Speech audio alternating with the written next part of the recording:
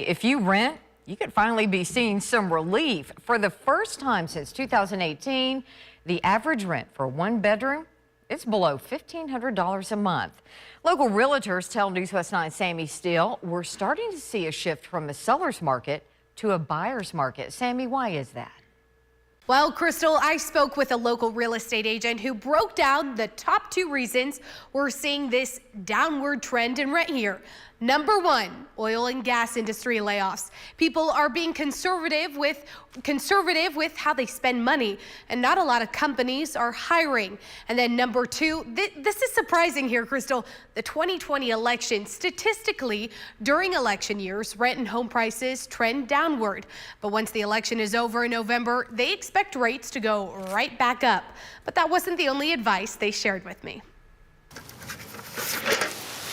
Real estate trends in the basin are like a roller coaster.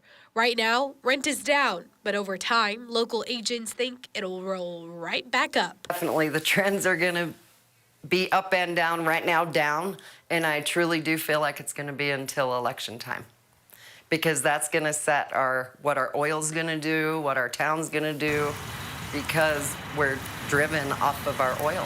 So hold on to your wallets and buckle up for a real estate ride. It has highs and lows, and it's been like that for years. Any oil boom we go through. While we aren't going through a bust, the oil and gas industry is slowing down. And right now, real estate is following that trend too. Not as busy, of course, as we were last year at this time or the year before, but the people that have been paying too high of rent are, of course, wanting to buy.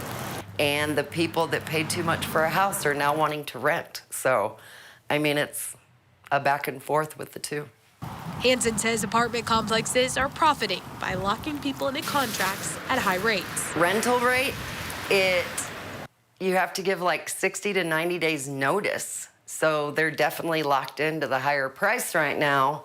And unless they move or wait to the end of their lease term is when they have to get the lower rate. I feel bad for the people that aren't in the oil industry that are stuck paying those high prices. And I feel like they're being gouged on the rental prices. Hansen advises renters to not sit on these low rates, to get familiar with the market and know what's out there before signing a contract and being forced to pay more than they should every single month. Crystal.